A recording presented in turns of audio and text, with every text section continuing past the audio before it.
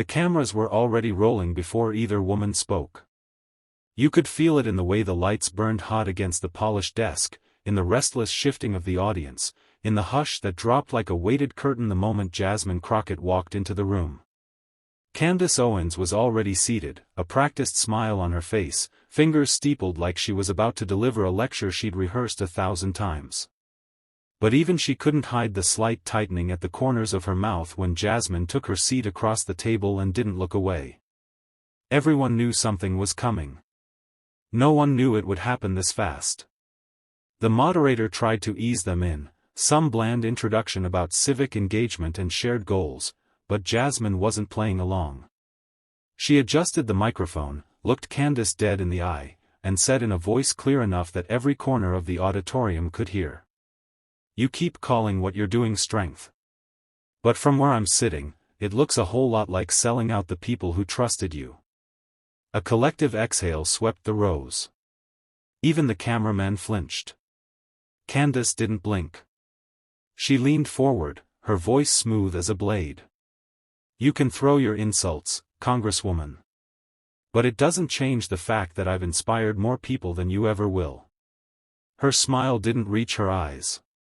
Jasmine didn't smile at all. You're right, she said quietly, you've inspired them. To believe that power will finally respect them. That someone who looks like them will stand up for their interests. She tilted her head, her gaze sharpening. But here you are, sitting across from me, defending policies that hurt those same communities. You call that empowerment? Candace lifted her chin, just a fraction. I call it reality, she shot back. Because real strength doesn't mean whining about history, it means owning your future. In the front row, a woman in a red dress pressed her hand over her mouth. The tension crackled so hard it felt like it might snap the air in two. Jasmine didn't rush her reply. She let the silence swell until even Candace seemed to regret filling it with her bravado. See, Jasmine said finally, her voice low, steady, that's the trick. You wrap your surrender in the language of strength so no one notices you've traded solidarity for applause. Gasps. Not polite little gasps, real ones, sharp and unfiltered. And Jasmine wasn't done. She leaned in just enough that her voice dropped to a register only the microphones and Candace could fully hear. And you're so busy collecting claps from the people who never wanted us here, she murmured, you didn't notice you were becoming exactly what they needed, a shield for their guilt. Candace's jaw tightened. Somewhere in the back, a reporter mouthed, oh my God. And in that instant, everyone watching knew, this wasn't going to be a conversation. It was going to be an autopsy. For a moment, Candace just stared back, her lips parted like she might snap back with something clever.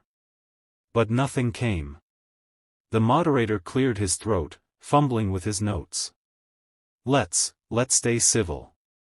Jasmine's eyes never moved from Candace's. Civil, she repeated, her voice soft but somehow more dangerous for it. You want civility while she sits here telling millions of people that oppression is just a mindset problem? Candace finally found her words. You don't get to play the victim card and then pretend you're the only one who cares about Black America, she shot back, her voice rising. I built a platform by telling the truth that you and your party refuse to acknowledge. And what truth is that? Jasmine asked, still maddeningly calm. That government dependency is a bigger threat to our communities than any so-called systemic racism. The room went still. It was the kind of stillness that only happens when someone crosses a line they can't step back from. Jasmine didn't flinch. She slowly picked up a folded sheet of paper from the table, no drama, no flourish, and held it up. Do you know what this is? She asked, her tone still low enough to be almost intimate. Candace didn't answer. This is a letter from a grandmother in Detroit, Jasmine continued, unfolding the page with care. She works 12-hour shifts cleaning hospital rooms. She takes care of her grandkids because their mother is gone. And she still can't afford her rent. She doesn't get to call that a mindset problem. She calls it survival. She set the letter down as gently as if it were glass. "And you," Jasmine said, her voice tightening, "sit here in your custom dress, with your media empire, telling her that her struggle is her fault." Candace's face hardened. "Her struggle isn't my responsibility," she snapped. "No," Jasmine agreed, "it's ours. All of us. But you'd rather sell them the fantasy that if they just work harder, if they just smile bigger, if they just forget the weight of 400 years, everything will magically get better." She leaned forward, her gaze unblinking. "You think that's strength? I think it's betrayal." Candace tried to interrupt, but Jasmine held up a hand, not to silence her, but to make sure every eye in the room stayed fixed on her next words. "And the saddest part," Jasmine continued, "is that you know exactly what I'm talking about. Because you didn't grow up with a silver spoon. You climbed out too. You know what it costs. And now you use your story to shame the people still climbing." Candace swallowed, her posture flickering with something, anger, maybe. Or fear. Jasmine didn't give her room to recover. "You didn't just sell out your community," she said, voice steady as iron. "You sold out your own story." There was no applause.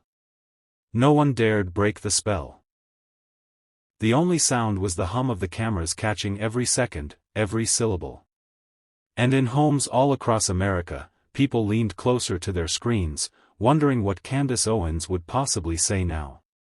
Candace drew in a slow breath, the kind you take when you're trying not to show that someone has hit the nerve you swore no one could touch. "You can moralize all you want," she finally said, her tone clipped. "But you and I both know outrage doesn't build anything. Policy does. And while you're busy lecturing me, I'm actually moving the needle." Jasmine tilted her head, studying her like a surgeon deciding where to cut next. "Is that what you tell yourself at night?" she asked softly. "That your brand is more important than the people who believed you were fighting for them?" Candace's eyes flashed. "My brand? I'm not the one selling feel-good slogans on cable news. I'm not the one promising handouts to buy votes." Jasmine didn't so much as blink. "You think it's a handout to expect clean water?" she asked, voice low, every word slicing the hush around them. "To expect a decent wage? To expect not to die in childbirth because your zip code doesn't have a functioning hospital?" Candace opened her mouth, but Jasmine pressed on, her tone calm in a way that only made the words hit harder. "You stand there telling poor black kids to just work harder. You know who else used to say that?" She paused, letting the question hang. "The people who redlined their neighborhoods. The banks who denied their grandparents loans. The politicians who slashed their schools' budgets." A reporter's pen slipped from their fingers and clattered onto the floor. No one even looked over. "Your entire platform," Jasmine continued, "depends on pretending that you alone are brave enough to say what nobody else will. But the truth is, you're just repeating the same excuses our oppressors have used for centuries." Candace tried to interrupt, but Jasmine's voice cut clean across her. "You want to talk about policy?" she said. "Let's talk." She slid a document across the table, a bill she'd co-sponsored to expand maternal health funding in underserved communities. "You went on television and called this a waste of taxpayer dollars," Jasmine said. "But last year, a black mother in Mississippi was 3 times more likely to die giving birth than a white mother in California. Tell me again how that's just a mindset problem." Candace's jaw locked tight, her hand hovering over the paper but not touching it. For the first time all night, she didn't seem to have a ready line. And Jasmine wasn't going to let the moment slip. "You say you care about freedom," she continued, her voice soft but relentless, "but all I see is someone who traded her convictions for a platform. You say you're telling hard truths. But this isn't truth, it's convenient cruelty." The moderator looked like he wanted to intervene but couldn't find the words. Candace swallowed, her throat moving visibly. And somewhere in the back, someone whispered, "She's right."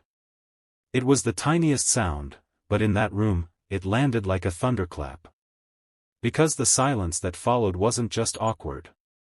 It was the silence of a story unraveling in real time. Candace's lips parted like she might fire back, but nothing came.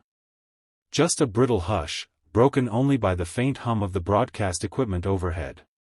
Jasmine studied her for a long, unblinking moment before she spoke again. "You know what's really sad," she said, her voice gentler than it had any right to be. "It's not that you're wrong.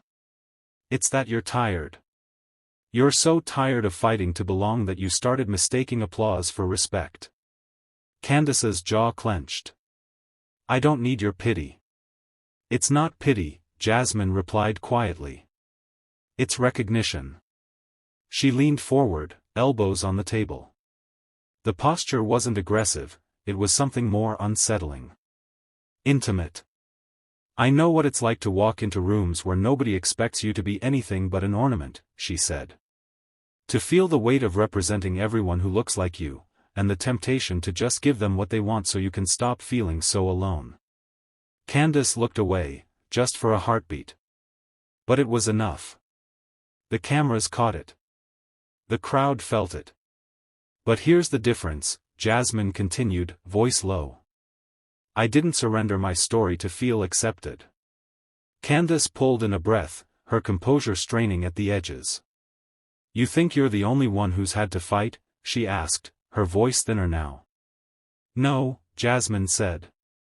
"I think you forgot why you were fighting in the first place." The moderator shifted uncomfortably. He knew he'd lost control of this moment, that whatever he tried to say would dissolve under the gravity of what was unfolding. Jasmine didn't wait for another prompt. She slid another paper across the table, a printout of Candace's own quote from a recent interview. "You told a reporter," she read, "I don't care if people like me. I care if they respect me." She looked up, eyes steady.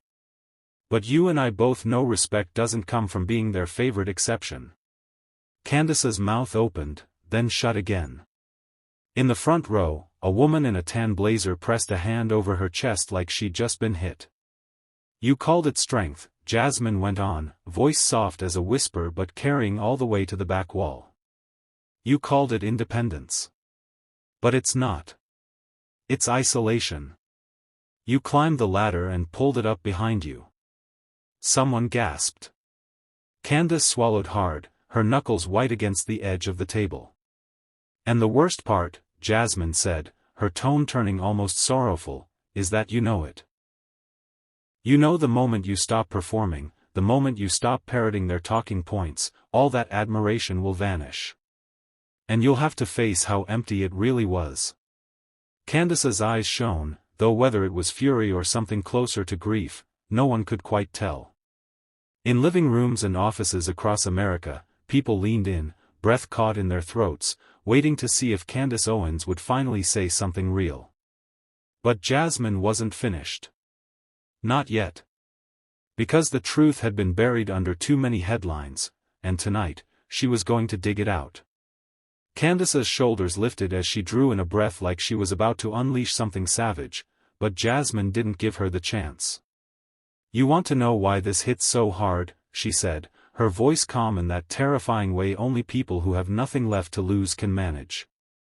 "Because for a while, I almost believed you." Candace's head snapped up. "Yeah," Jasmine continued, voice steady. "I remember watching you when you first stepped onto those stages.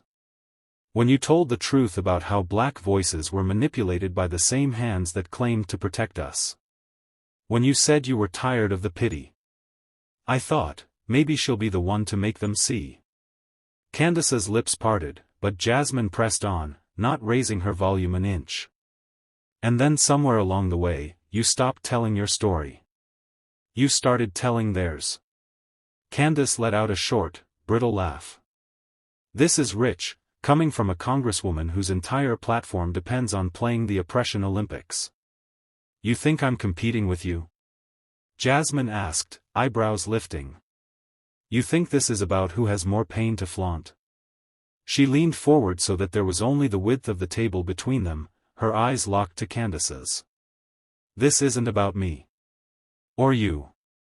It's about every black girl who looked up and thought you were proof she could belong without apology, Jasmine said, her voice roughening.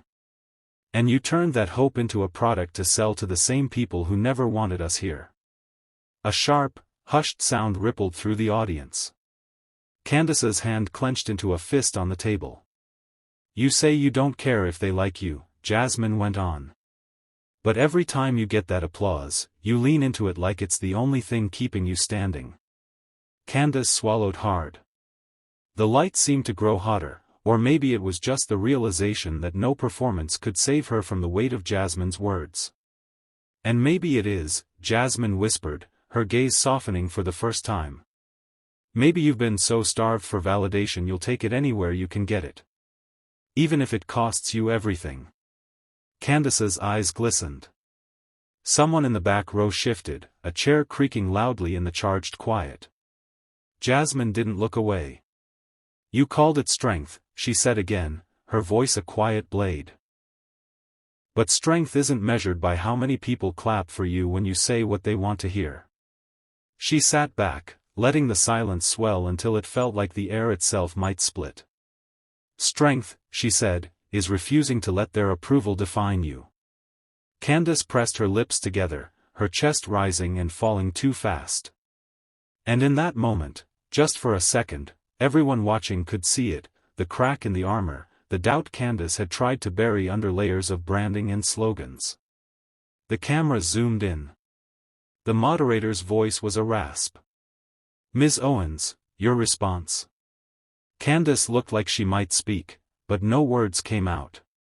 And all across the country, people leaned forward, holding their breath, waiting to see if she would finally tell the truth. Candace shifted in her chair, her eyes darting across the audience like she was searching for an ally, some friendly face to reassure her this wasn't spiraling out of her control. But no one came to her rescue. Jasmine watched her without flinching, and when she spoke, her voice had softened again, so calm it was almost unsettling. You built an entire career on telling the world you were fearless, she said. That you didn't care who you upset. Candace's throat worked as she swallowed. And you know what? Jasmine continued. For a while, that was true. You were fearless, until you realized fearlessness doesn't guarantee you acceptance. Candace shook her head once, but it wasn't convincing. So you pivoted, Jasmine went on, her tone gentle but devastating. You stopped challenging power and started flattering it. You learned it's easier to be their favorite black woman than to be an honest one.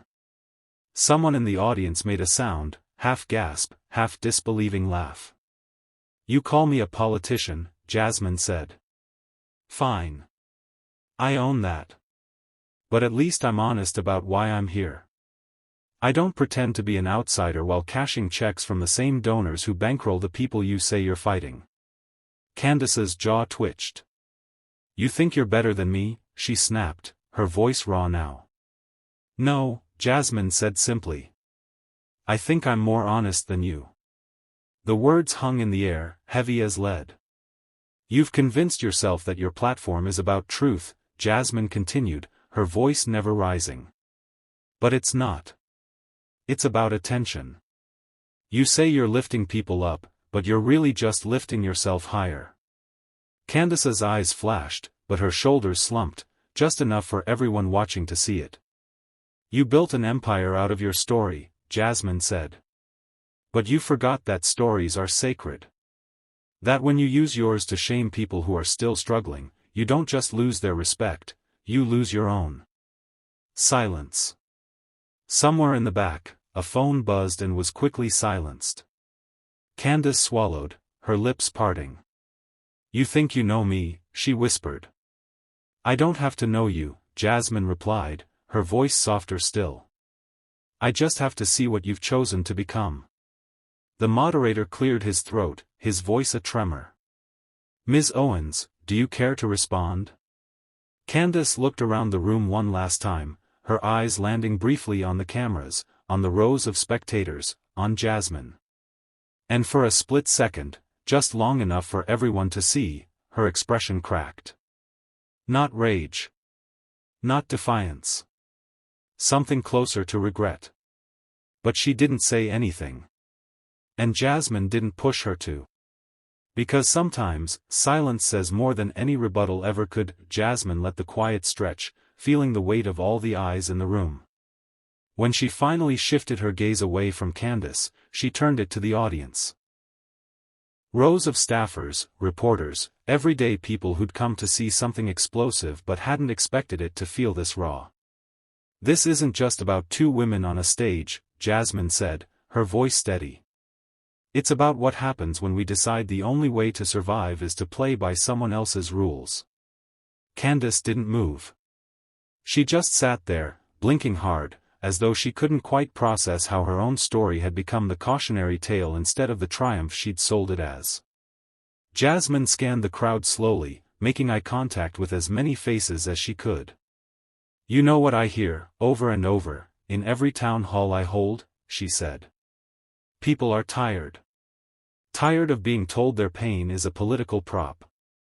Tired of watching their lives get turned into punchlines or talking points.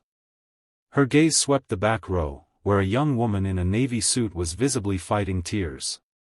They're tired, Jasmine repeated, her voice dropping low, of being shamed for not overcoming systems that were designed to crush them. Someone near the cameras nodded, just once, like they'd been waiting years for someone to say it that plainly. And you know what? Jasmine continued. They have every right to be tired. Candace shifted slightly, but Jasmine didn't look at her. Not yet. I'm not here to pretend I have all the answers, she said. I don't. But I do know this, you don't liberate people by telling them their struggle is imaginary. She turned back to Candace then, and for the first time, her voice warmed, just a little. You could have been part of something so much bigger than yourself, she said quietly. You could have been the proof that speaking truth to power doesn't mean becoming the power. Candace looked down at her folded hands, shoulders stiff. And maybe one day, Jasmine added, you'll remember why you started in the first place. The moderator opened his mouth, as if to steer them back to safer ground, but Jasmine lifted a hand. Let me finish, she said, not unkindly. The moderator closed his mouth. Jasmine faced the audience again. We have a choice, she said. All of us. We can keep pretending that the way to win is to claw each other down to prove who's toughest, or we can decide that honesty matters more than ego. Candace swallowed, her throat working. You call this strength, Jasmine continued. I call it survival. But surviving alone isn't the same as leading. In the second row, a young man in a gray hoodie wiped his eyes with his sleeve. You don't have to agree with me, Jasmine said, her voice steady. But if you walk out of here tonight and the only thing you remember is who looked strongest on camera, then you missed the point. Candace's breathing had gone shallow, her jaw tight as she stared at the floor. Jasmine let her hands fall to her lap, her posture finally easing. Because this was never about me and it was never about her, she said. It's about all the people who don't have a platform. Who can't afford a PR firm to spin their struggle into a brand. A hush so deep settled over the hall that even the cameras seemed to hold their breath. And if you're brave enough to really see them, Jasmine finished, you'll realize they're the ones with the most to teach us. The moderator looked like he was about to step in, to thank them both and hurry the segment to a merciful close. But Jasmine lifted her chin, and everyone knew she wasn't finished. She turned slowly, letting her gaze sweep across the audience one last time. The faces staring back weren't just curious anymore, they were invested. Some were tense, some stricken, a few nodding with the relief of finally hearing their own doubts voiced out loud. I know this isn't the story you came here for, Jasmine said, her voice quieter, more intimate. You came for the fireworks, the viral sound bites, the gotcha moments. She smiled faintly, though there was no humor in it. But the truth is never that tidy. Candace lifted her eyes at that, something flickering behind them, pride, maybe, or something older and harder to name. This country has taught us to believe that survival depends on being the loudest in the room, Jasmine continued. That if you talk over everyone else long enough, you can convince yourself you're right. Her voice lowered to almost a whisper. But shouting doesn't make you free. It just makes you tired. A hush spread over the rows of chairs like a blanket. And if you spend your whole life trying to prove you're stronger than everyone else, Jasmine said, her gaze drifting back to Candace, eventually you forget why you were fighting at all. Candace swallowed, her shoulders hunched like the words were pressing down on her. Jasmine paused then, breathing in slow. You think I hate you, she said, her tone surprisingly soft. Candace didn't respond. But I don't, Jasmine went on. I hate what you've convinced yourself you have to be. Candace's lashes fluttered, and in that second, just a breath, she looked more human than she had all evening. Jasmine turned to the audience again, her expression almost pleading now. Look at her, she said, gesturing gently. Look at me. Look at this moment. Nobody moved. This is what happens when a system teaches us that the only way to survive is to stand alone, she said. That belonging is something we have to buy with our silence. Her voice cracked then, just enough to betray the weight she was carrying. It doesn't have to be this way, she said. You don't have to become the thing you once stood against. She looked at Candace, her eyes steady. And you don't have to keep pretending that any of this makes you free. Candace blinked hard. For the first time, her hand lifted. Not in a gesture of rebuttal, but to cover her mouth, as though she could hold back whatever was trying to break through. The moderator swallowed audibly, looking from one woman to the other like he didn't dare speak. And across the country, in living rooms, break rooms, and subway cars, people were watching, holding their breath, waiting to see if the moment would finally crack her open. Candace's hand trembled where it covered her mouth. You could feel the hush in the room harden into something closer to reverence, a collective awareness that no prepared statement or talking point could rescue her now. Jasmine didn't look away. She didn't gloat. She didn't soften, either. You said once that people like me were weak, she began, her voice low but carrying. That standing up for the ones who get left behind is an excuse for failure. Candace's eyes glistened. You called it dependency, Jasmine went on. You said that if people were struggling, it was because they chose to be small. Candace inhaled, a ragged little sound she couldn't quite disguise. But look at you, Jasmine whispered, her gaze unwavering. Sitting here, with all the power and attention you ever wanted, and you still can't figure out why it feels hollow. A flicker of something, shame, grief, passed over Candace's face. Because you're alone, Jasmine continued. And you've spent so long convincing yourself that was strength, you forgot what it felt like to be human. The moderator shifted like he might interrupt, but the audience was frozen, no one dared to break the moment. I've met the people you talk about, Jasmine said, her voice steady as she pressed forward. The single mothers you mock. The teenagers you call entitled. The elders you call burdens. Candace's shoulders sagged. They're not failures, Jasmine said. They're survivors. They're doing the best they can in a country that counts them out every day. Her tone sharpened, just enough to slice through the hush. And you, Jasmine pointed gently, without malice, you could have been their champion. Instead, you decided to be their judge. Candace dropped her hand from her mouth. Her lips parted. But no words came. You called this power, Jasmine went on, her voice softening again. You called it freedom. But it's just another kind of prison. A single tear slid down Candace's cheek. And in living rooms all across America, people felt it, that undeniable pull in the gut that comes when you watch someone realize, in real time, that they traded something priceless for applause that would never love them back. Candace finally drew a shaking breath. You don't know me, she whispered, but there was no heat in it anymore. Just exhaustion. Jasmine's eyes stayed locked on hers. I don't have to know you, she replied, voice so low it was almost tender. I just have to see you.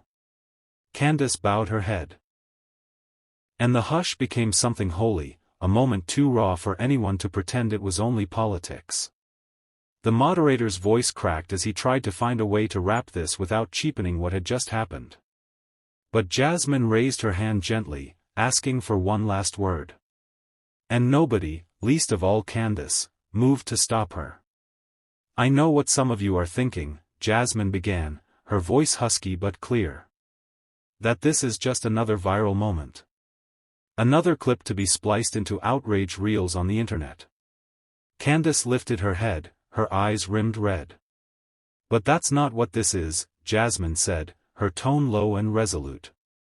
This is about what it costs a person to survive in a system that profits off your pain, and then convinces you to sell it, too.